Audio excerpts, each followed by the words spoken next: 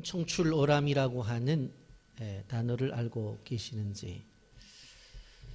청색은 남색에서 나왔지만 남색보다 더 푸르다라고 하는 뜻을 가지고 있습니다. 사람들이 보통 스승보다가 더 제자가 뛰어날 경우에 쓰기도 하고, 또 후배가 선배보다 더 나을 때 이런 말을 사용합니다. 여러분, 자녀를 가지고 있는 부모들의 소망이 있다고 한다면 그 다른 것이 아니라 바로 부모보다도 자녀가 더 잘 되어지고 그리고 뛰어나기를 바라는 그러한 바람이 있다고 하는 것입니다. 일제강점기에 이응렬이라고 하는 젊은 청년이 있었습니다. 남다른 음악 재능이 있어서 음악 공부를 위해서 일본으로 유학을 떠나게 되어지는데, 일본에 도착한 그가 도착해 보니까 작곡을 공부하기 위해서는 꼭 피아노가 필요하다고 하는 것을 그는 보게 됩니다. 그래서 어머니한테 편지를 씁니다. 제가 일본에 도착을 해 보니까 제가 전공하는 작곡은 피아노가 있어야지만 됩니다. 그래서 더 이상 제가 음악 공부를 할 수가 없어서 포기하고 이제 이만 소자는 귀국을 하려고 합니다. 그 이야기를 듣고 그 다음 날부터 어머니가 그 아들의 뒷바라지를 위해서 새벽부터 땅거미가 질 때까지 온 산을 뒤지면서 솔방울을 긁어 모읍니다. 불쏘시개 할 화력이 좋은 솔방울을 긁어 모아서 그것을 시장에 내다가 파는데, 바로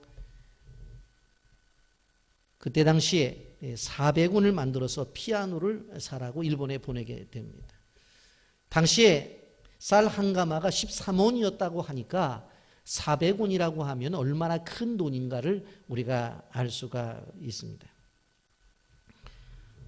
이응렬 씨는 그 어머니가 보내준 그 돈 400원을 가지고 생각을 바꾸어서 피아노를 사서 이제 그가 음악 공부를 하게 되어지는데, 그가 어머니가 사준 그 피아노를 가지고 작곡을 공부하면서 제일 먼저 쓴 곡이 바로 우리가 잘 아는 바로 어머니의 마음이라고 하는 곡입니다. 양동주 시인의 글을 갖다가 그가 어머니가 사준 피아노를 가지고 작곡을 해서 바로 지금까지 우리에게 불려지고 있습니다.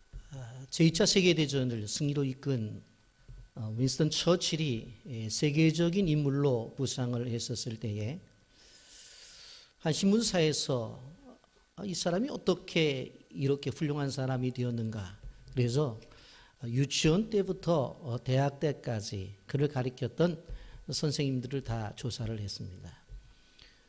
그래서 윈스턴 처칠을 만든 사람이 이 분들이다라고 해서 신문에 기사를 적어서 발표를 했습니다. 그 기사를 읽은 윈스턴 처칠이 그 신문사에게 조그만 편지를 씁니다. 당신들은 나의 가장 위대한 스승을 찾아내지 못했습니다. 바로 나의 위대한 스승은 바로 어머니입니다. 어려서부터 내 어머니는 내 인생의 나침판이었습니다. 라고 메모를 해서 이렇게 보냈습니다.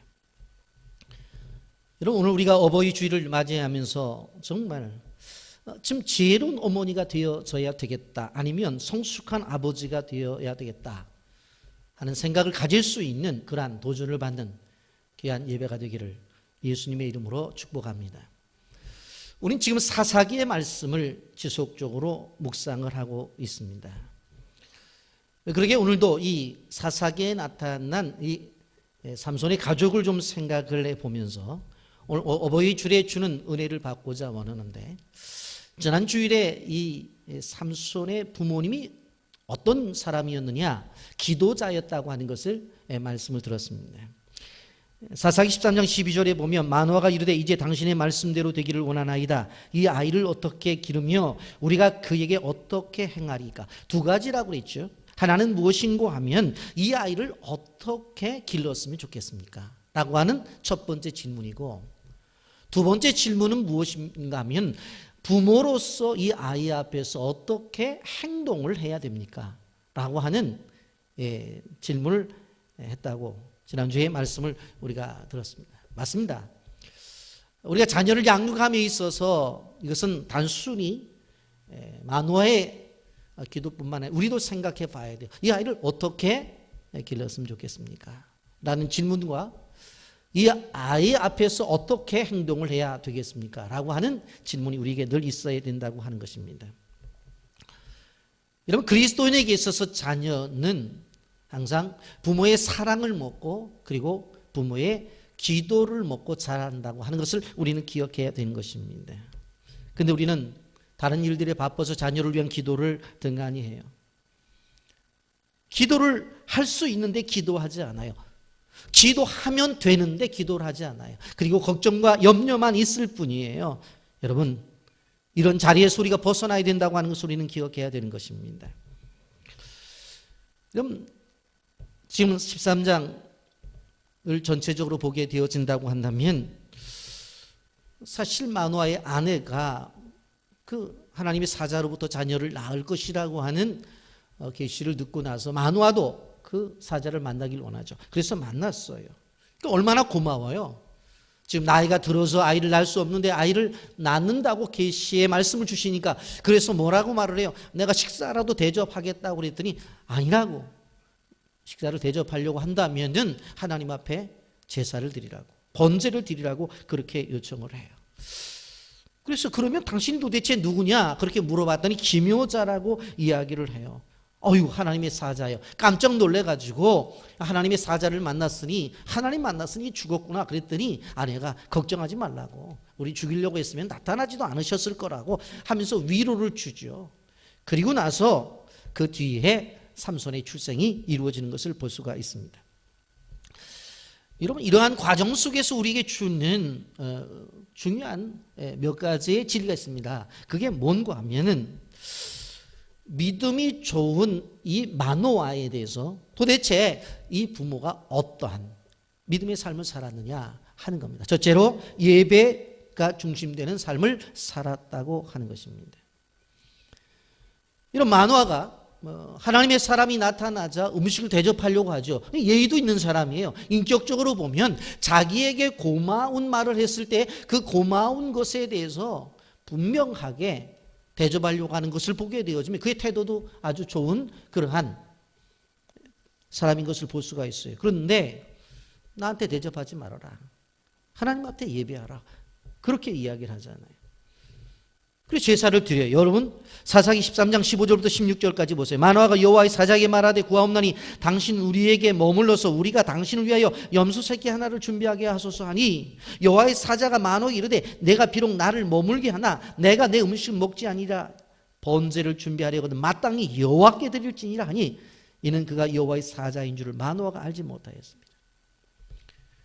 내가 대접을 받는 것이 아니라 하나님 앞에 제사를 드리라는 거예요. 그래서 19절에 보면 마노아가 염소와 소제물을 취하여 여호와께 제사를 드리죠. 이에 마노아가 염소 새끼와 소제물을 가져다가 바위에서 여호와께를 드리매 이적이 일어나는지라 제사를 드렸어요. 그랬더니 기적을 경험하게 되는 거예요. 여러분, 요즘 우리가 코로나19 시대를 지나면서 예배를 소홀히 하기 쉬운 시대를 지나고 있습니다.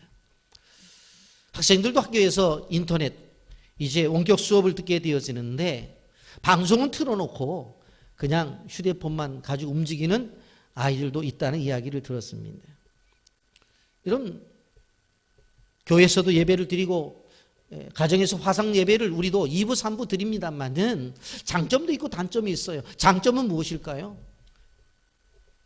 텔레비전을 틀어놓으면 온 가족이 모여서 예배를 드린다는 거예요. 무슨 장점이 있을까요? 남편이 교회도 안 나와요. 그런데 지나가다가 응접실에서 화장실 가다가 열심히 아내가 보고 있으니까, 야, 당신이 나가는 교회 모습이야? 그리고 당신이 말씀 전하는 그 교회 목사님이 하고 지나가면서 한번 볼 수는 있잖아요. 교회 와서는 예배를 못 드려도 지나가면서 이렇게 볼 수는 있잖아요. 그건 장점이에요. 근데 단점은 뭘까요? 너무나 일방적이기 때문에, 그리고 잘못하면 구경꾼이 될 수 있다는 거예요. 교회 와서 예배를 드리면 딱 앉아서 예배 드리잖아요. 근데 옆에서 엄마 물 줘부터 시작해갖고 배고파부터 하면은 이것저것 하면서 하다가 보니까 결국 잘못하면 예배가 흩어질 수 있다라고 하는 것입니다. 이런 우리가 그 삼손의 부모인 마누아를 보게 되어질 때에 먼저 그는 예배자였다는 거. 근데 놀라운 사실은 뭐냐면 마누아가 예배를 드릴 때의 두 번째 뭐냐면 예수님이 중심이 되는 예배를 드렸다라고 하는 것입니다. 여러분, 사사기 13장 10절에 보면 마누아가 또 여호와의 사자에게 말하되 당신 이름이 무엇입니까? 당신의 말씀대로 이루어질 때 우리가 당신을 존귀하리다. 좀 이름을 얘기하게 달라고, 이렇게 아이를 주신다고 약속을 해서 아이를 낳게 되면 얼마나 귀해요. 그냥 내 평생 동안 당신의 이름을 잊지 않고 싶다고, 그러니까 이름을 이야기해 달라고 그랬더니 사사기 13장 18절에 이야기하잖아요. 여호와의 사자가 그에게 이르되 어찌하여 내 이름을 묻느냐? 내 이름은 기묘자니라. 내 이름은 기묘자니라.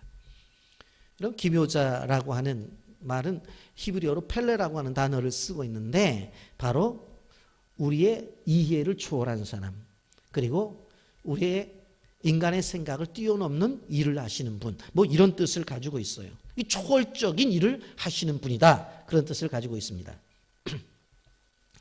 그런데 여러분, 이사야서에서는 예수 그리스도를 이야기하게 될 때 이 기묘자라는 단어를 쓰고 있어요. 이사야 9장 6절부터 7절을 보십시오. 이는 한 아기가 우리에게 낳고 한 아들을 우리에게 주신 바 되었는데 그의 어깨는 정사를 메었고 그의 이름은 기묘자라. 모사라 전능하신 하나님이라. 영존하시는 아버지라. 평강의 왕이라 할 것임이라. 그 정사와 평강이 더함이 무궁하며 또 다윗의 왕자와 그의 나라에 군림하여 그 나라를 굳게 세우고 지금 이후로 영원히 정의와 공의로 그것을 보존할 것이라. 만군의 여호와의 열심히 이를 이루시리라 그랬어요. 하나님께서 열심을 가지고 하시는 사역이 무엇입니까? 구원 사역이에요. 그런데 하나님의 열심히 하시는 사역이 구원 사역인데, 그 구원 사역에 있어서 누군가 죄인을 위해서 죽어야 되는 어떠한 대속물이 필요하기 때문에 하나님께서 자기 아들을 십자가에 매달아 죽게 하시고 우리를 구원해 주셨잖아요. 그런데 그때에 이 땅에 와서 우리를 구원해 줄 그 존재를 성경은 기묘자다. 그의 이름은 기묘자다. 그렇게 말을 하고 있습니다. 여러분, 기묘자라고 하는 분이 나타나서 아이를 갖지 못하는 그 삼손의 부모님에게 아이를 가질 거라고 말씀을 한 것입니다.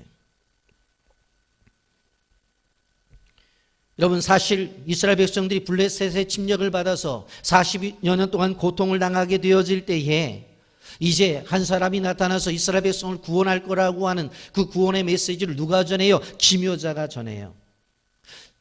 사사기 13장 5절에 보면 보라 내가 임신하여 아들을 낳으리니 그의 머리에 삭도를 대지 말라. 이 아이는 태에서 나옴으로부터 하나님께로 바쳐진 나실인이 됨이라. 그가 블레셋 사람의 손에서 이스라엘을 구원하기 시작하니라 하시니라고 말을 해요. 그럼 이스라엘 백성들이 지금 정말로 블레셋의 압제할 속에서 고통 속에 살아가고 있어요. 근데 고통 속에 살아가는 사람들에게 고통 속에 자유를 줄 한 인물이 태어날 것이라고 말한 사람이 누구예요? 기묘자예요. 이스라엘 민족이 지금 흑암 가운데 살아가고 있어요. 블레셋의 압제 가운데서 앞길을 볼 수가 없어요. 그런데 앞으로 이제 희망의 등불을 가지고 태어나서 이 민족을 구원할 거라고 가르쳐준 사람이 누구예요? 기묘자라고 하는 거예요. 이성을 초월하고 상식을 초월하고 인간 세상에 가지고 있는 물리적인 법칙을 초월해서 이적을 만들어낼 것이라고 하는 그 이야기를 하고 있는 것을 볼 수가 있습니다. 여러분, 우리는 지금 어려운 세대를 살아가고 있어요. 어떻게 보면 개인적으로도 기적을 맛봐야 되고 가정적으로도 기적을 맛봐야 되고 우리가 운영하고 있는 기업도 기적을 맛봐야 돼요. 이 나라 이 민족도 기적을 맛봐야 돼요. 그렇다고 한다면 이렇게 이성을 초월하고 상식을 초월하고 인간 세상에 가지고 있는 법칙을 초월해서 우리에게 가르쳐 주시고 이루실 분이 누구예요? 기묘자예요. 그 기묘자가 우리에게 와서 말씀을 전해 주실 때에 그분이 행하실 때에 이러한 기적을 맛볼 수 있다고 하는 것입니다. 여러분, 십자가라는 것은 우리가 생각해 볼 때 이해가 되지 않잖아요. 어떻게 한 명이 죽었는데 모든 사람들이 다 죄 용서를 받아요. 왜 그게 가능해요? 기묘자이기 때문에 가능한 거예요.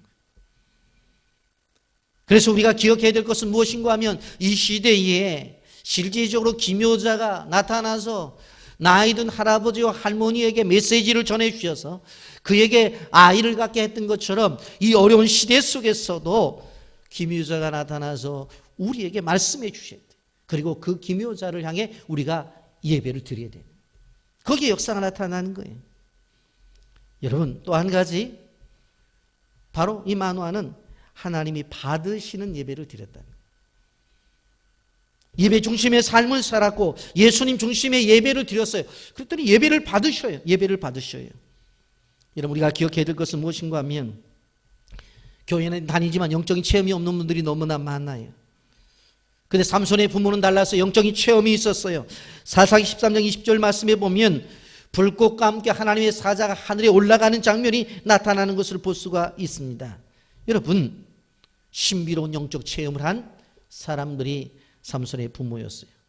사사기 13장 20절 말씀 보십시오. 불꽃이 제단에서부터 하늘로 올라가는 동시에 여호와의 사자가 제단 불꽃에 휩싸여 올라가는지라 마노아와 그의 아내가 그것을 보고 그들의 얼굴을 땅에 대고 엎드리니라 그랬어요.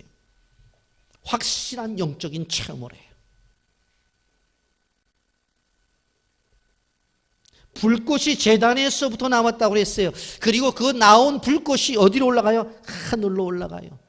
근데 그 하늘로 올라가는 불꽃 속에 여호와의 사자가 함께 올라가는 거예요. 그걸 보고 그 영광스러운 그 앞에서 그냥 엎드리는 거예요. 여러분, 우리는 세상을 살아가면서 눈에 보이고 만질 수 있는 세상을 보통 3차원의 세계라고 말을 해요.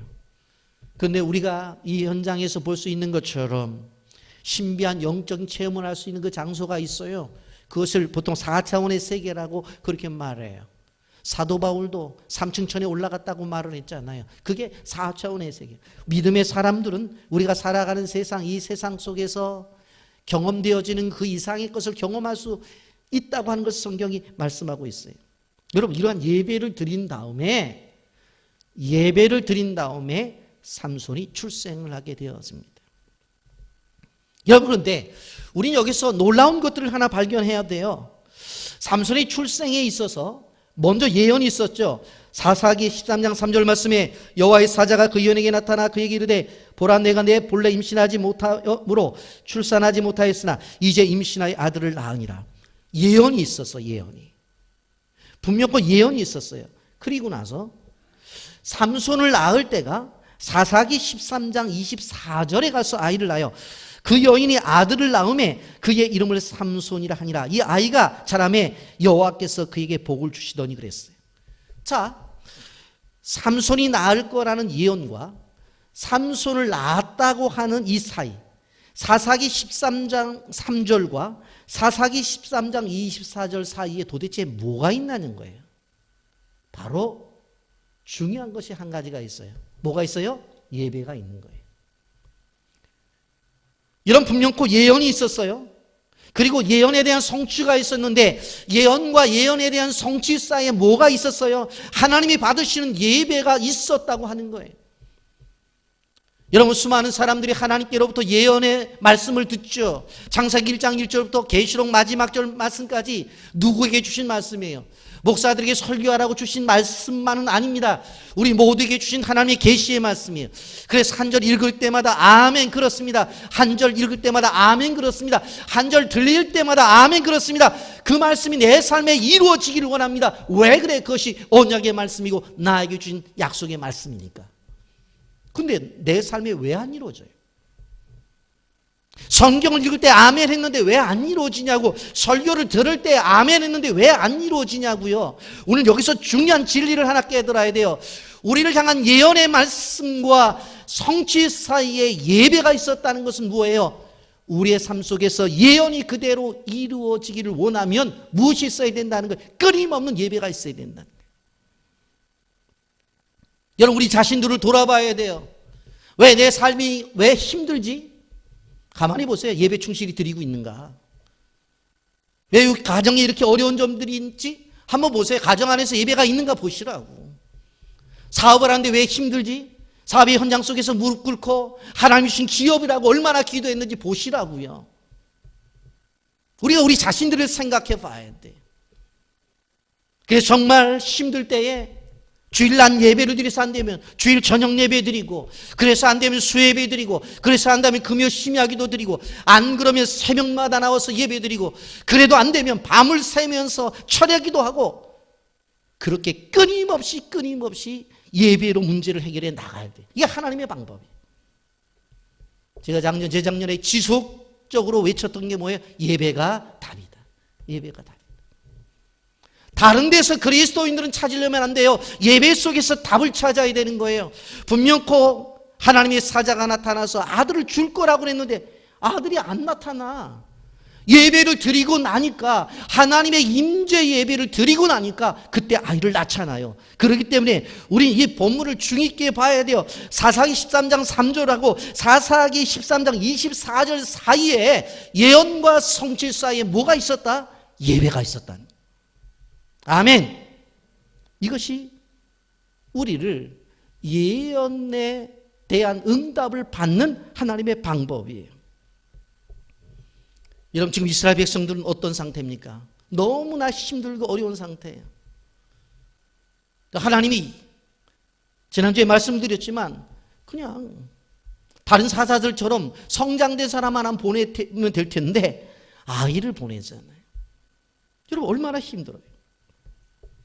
그런데 그러한 어두운 세상 속에서도 하나님의 사랑은 임해요.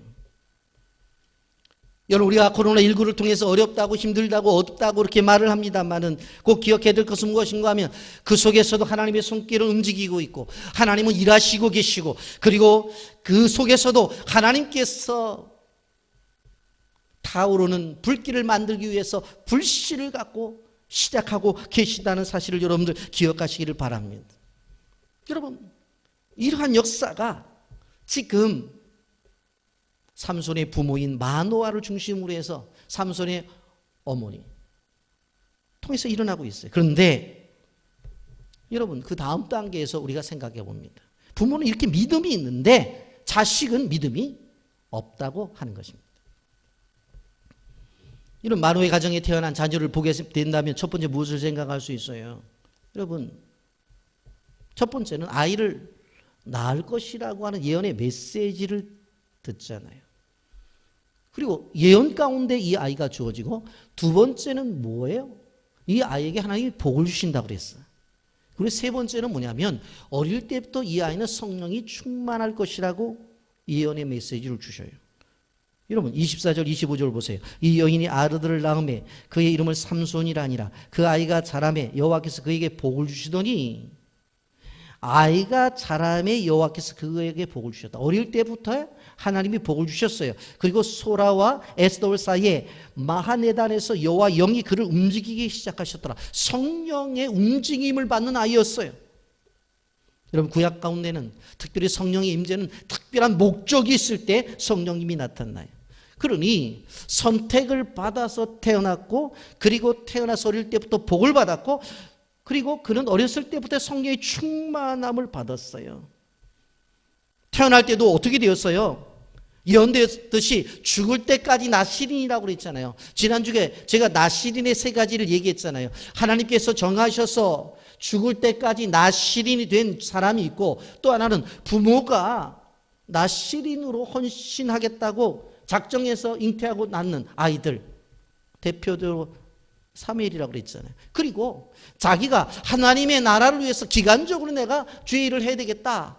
그래서 2년이고 3년이고 기간을 정해서 선교사를 나갔다 오는, 교회 안에서도 내가 간사로 좀 일을 해야 되겠다. 그래서 교회 안에 들어와서 직장 생활하기 전에 교회 와서 봉사하는 청년들도 있어. 이것이 기간적인 봉사, 기간적인 나시린이에요. 그런데 삼손은 그게 아니에요. 바로 태어날 때부터 사명자로 태어났어요.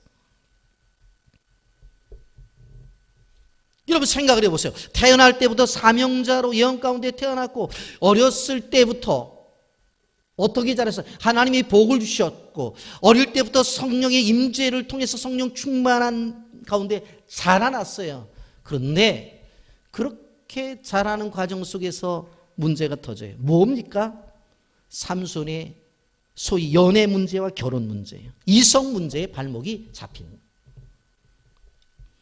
여러분 오늘 본문을 보면서 우리는 오늘날처럼 성적으로 개방된 사회 속에 살아가면서 세상 속에서 이 성적인 타락들을 바라보면서 정말 우리의 인생에 있어서 이 이성이라고 하는 존재 자체가 걸림돌이 될 수 있다고 하는 것을 우리는 알 수가 있어요.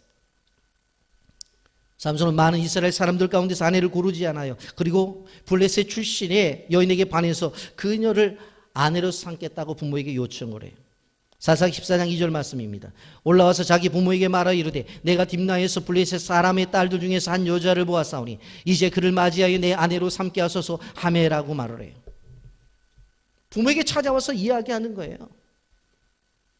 내가 블레셋에 놀러 갔는데 거기에 정말로 내 마음에 드는 여인이 있으니까 좀 아내를 삼게 해달라고. 그런 사명자였어요. 나시린이었어요. 그럼에도 불구하고 이 결혼이 얼마나 중요한지에 대해서 미처 깨닫지를 못했어요.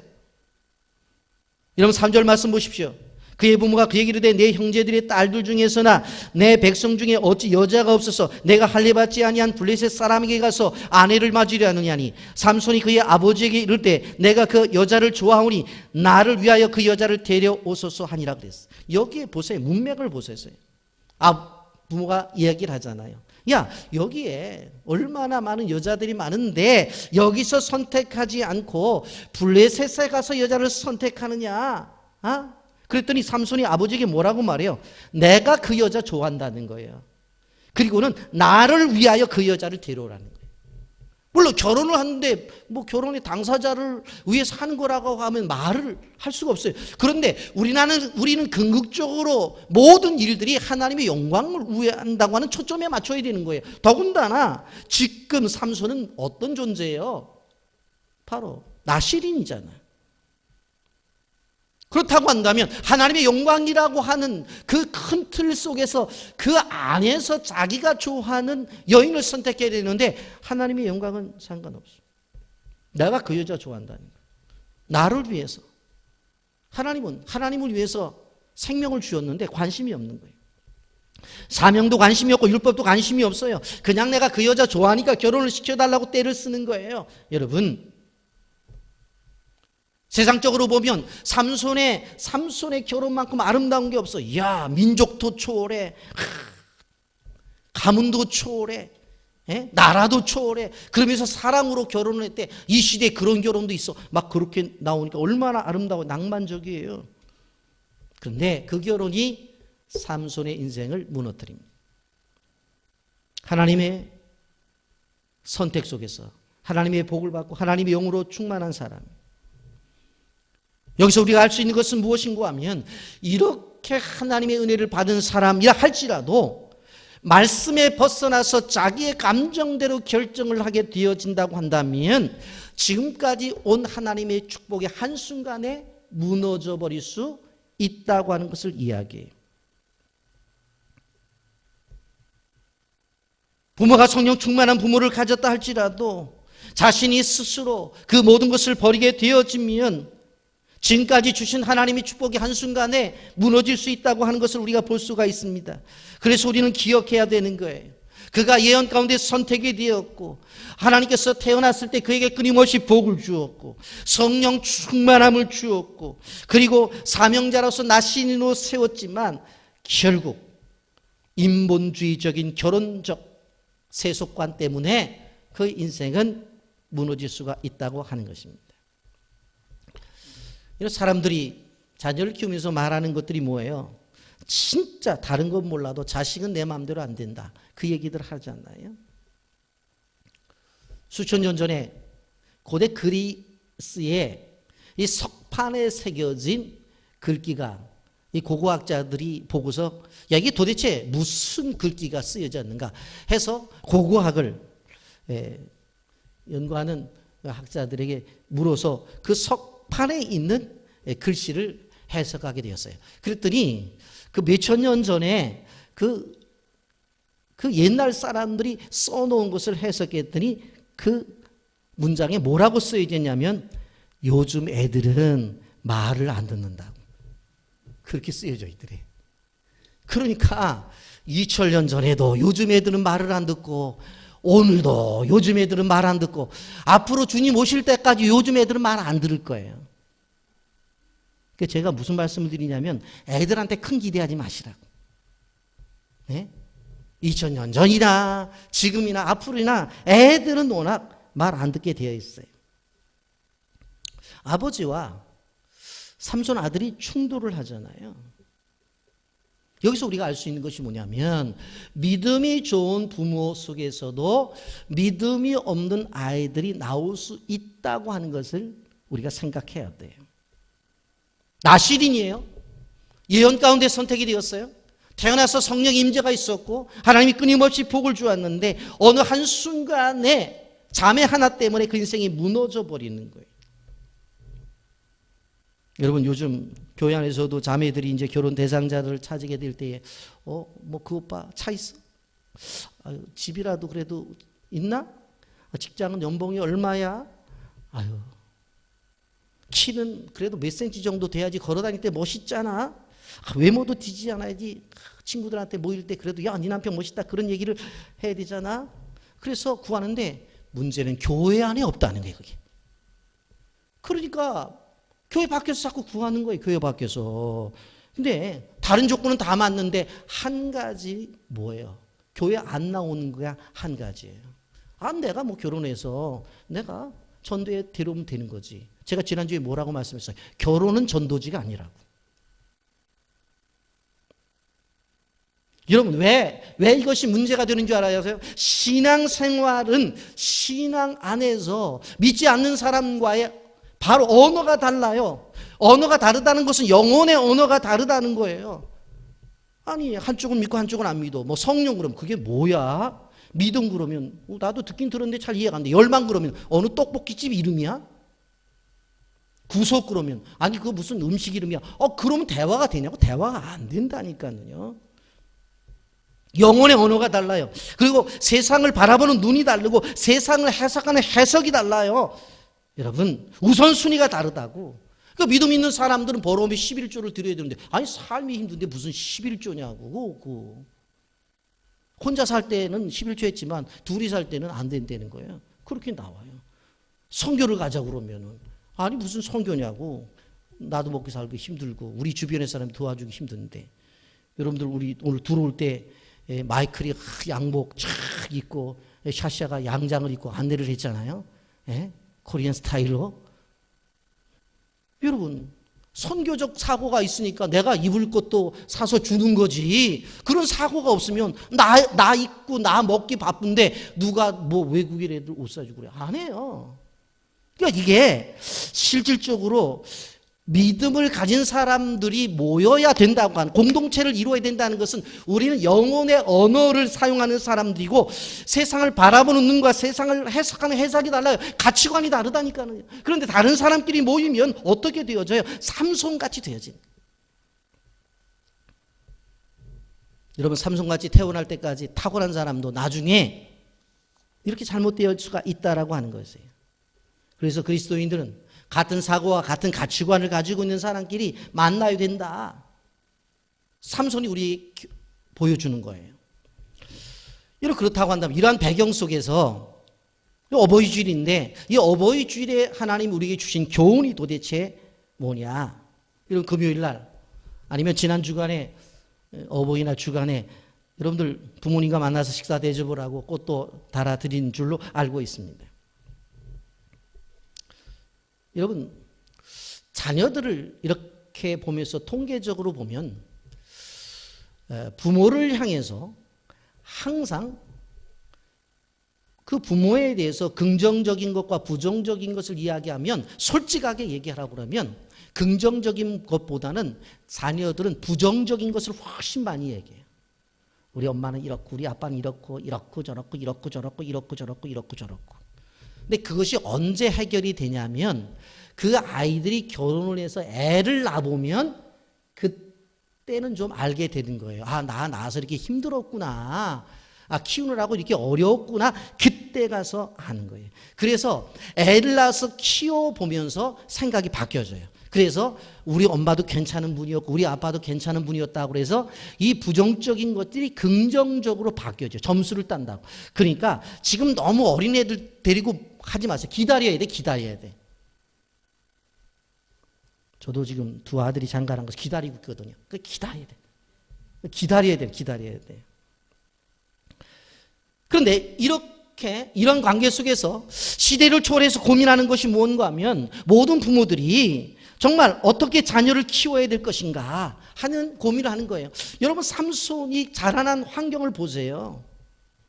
영적인 배경이 그렇게 좋은데도 불구하고 잘 안 되잖아요. 이런 특별히 사춘기를 지날 때 보면은 정말 어렵잖아요. 사춘기에는요 뇌에 우리가 원하지 않는 호르몬이 폭발적으로 나와요. 그래갖고 전혀 다른 모습으로 나타난단 말이에요. 그러니까 부모가 좋은 의도를 얘기를 해도 늘 잔소리를 한다고 그런 생각을 해요. 그럴 때 우리는 이렇게 어떻게 생각해야 돼요? 뭐 때 되면 지나가겠다 그런 생각을 해야 돼요. 여러분 혹시 경험해 본 분들도 있지만 아버지 학교, 어머니 학교를 하잖아요. 두란노 아버지 학교의 모토는 뭐예요? 아버지가 살아야 가정이 산다예요. 이거 한국의 아버지들이 얼마나 고통이 많은지 몰라요. 왜? 아버지됨이 뭔지를 모르고 자라왔고 그리고 또 결혼해서 아버지가 되었기 때문에 그래요. 여러분 서울여대에서 강의를 했던 김창호 교수라는 분이 계세요. 텔레비전에도 많이 나오시는 분인데 아버지는 귀가 한쪽 들리지 않는 그런 분이셨어요. 근데 늘 폭력적이었어요. 불통의 대상이었고 돈만 있으면 노름과 술로서 탕진하는 아버지였어요. 그래서 그가 결혼해서 아이를 낳는데 쌍둥이를 낳게 되었어요. 그런데 쌍둥이를 낳는데도 어떻게 해야 될지 모르겠어요. 왜? 자기가 경험한 게 없으니까. 그 엄마는 가끔가다 자기를 보면 조금 성적만 나쁘면 너는 머리에 든 게 똥이냐고 그냥 그래 버리니까 이 아버지한테도 뭐 사랑을 못 받고 엄마한테도 엄마가 자기 머리 볼 땐 똥같이 보이니 그 어떻게 되겠어요? 여러분 그래서 어디 가서 얘기를 못 하는 거예요. 왜? 막노동하고 귀먹은 아빠가 부끄럽지요. 막말하는 엄마도 부끄럽고. 그러니 정체성이 건강한 아이로 클 수가 없었던 거예요. 여러분 그렇기 때문에 우리가 기억해야 될 것은 자녀들을 향해서 비하하고 말로 폭행하는 것은 정말로 부모들이 해서는 안 될 거예요. 근데 왜 이렇게 하느냐? 왜 이렇게 하느냐? 부모가 그들에 대한 기대가 크기 때문에 그러는 거거든요. 이 정도는 해주기를 원해. 그런데 안 돼. 그러니까 뭐라고 말하는 거예요. 이 정도 해줬으면 좋겠다는 기대감이 있어요. 그런데 안 되니까 막 뭐라고 말을 하는 거예요. 여러분 그렇기 때문에 그 문제를 해결하기 위해서는 어떻게 해야 돼요? 자녀를 위한 기대감을 낮추세요. 조금 낮추라고. 그러면 야, 이 정도도 안 해? 그렇게 되어져 버려서 애들한테 오히려 고맙게 생각을 해요. 기대를 줄여야 부모도 행복하고 애들도 행복하다고 하는 것입니다.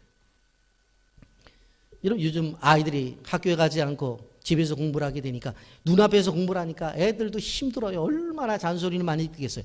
그냥 학교 갈 때 되면 아침에 등교하게 되면 학교 가서 공부를 이렇게 하든 저렇게 하든 뭐 잘 하겠지 그렇게 생각했죠.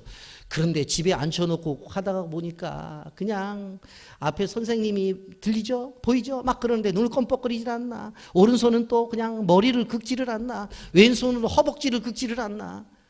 막 그러니까 엄마가 화가 나는 거예요. 너는 공부할 때 집중을 하지. 왜 오른손인 머리를 긁고 왼손은 허벅지 긁고 공부하는 사람의 태도냐. 거기까지 가면 좋은데 그런 놈의 태도냐. 뭐 그렇게 나오고 어디에서 배웠냐.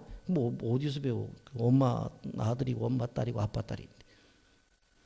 뭐 그러니까 관계가 아니에요. 집집마다 난리가 아니래요. 아주 그냥 빨리 학교를 모셔갔으면 좋겠다 그러죠.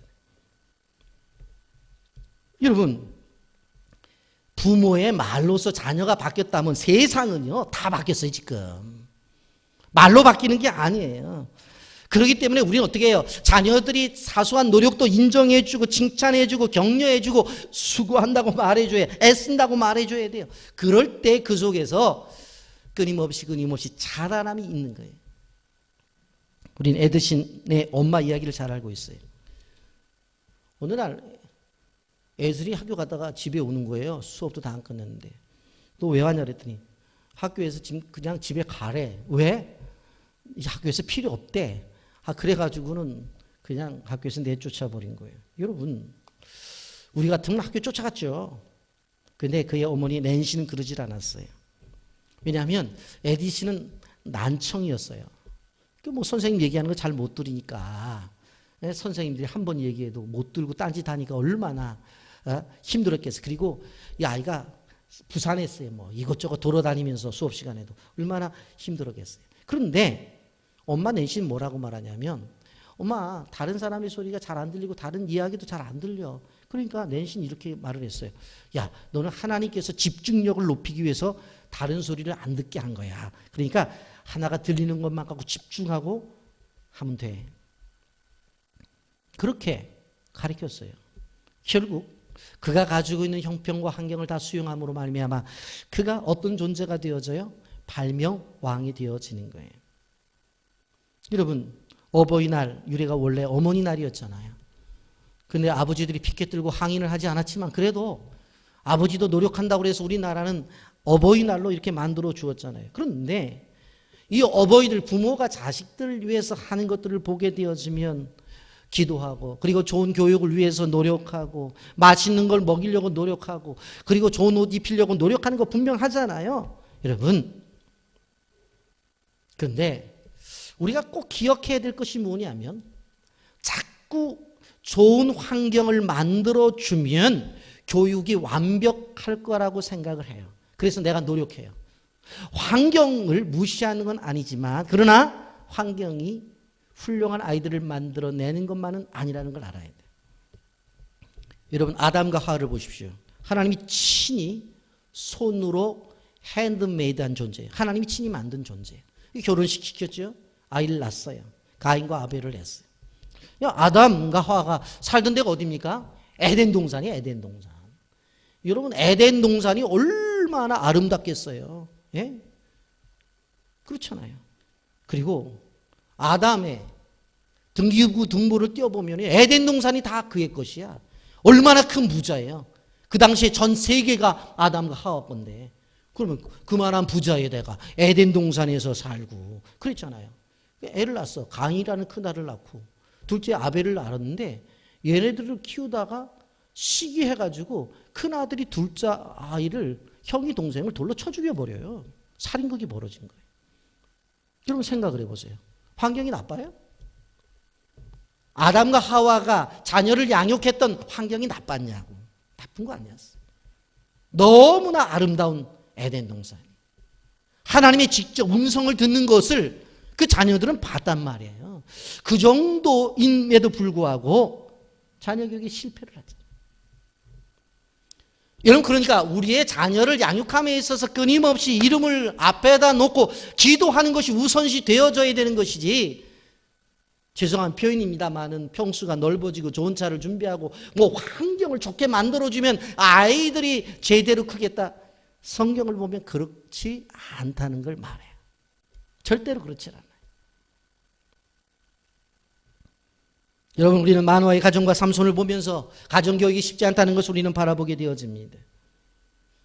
여러분, 자녀의 중요성을 더욱 강조하면서 하나님의 사람이 되도록, 이 사회 속에서 쓸모있는 역할을 하도록 어떻게 해야 되느냐? 그렇다고 한다면, 그런데 성경에 보면요, 부모님의 믿음이 좋지 않은데 자녀의 믿음이 좋은 경우들도 많아요.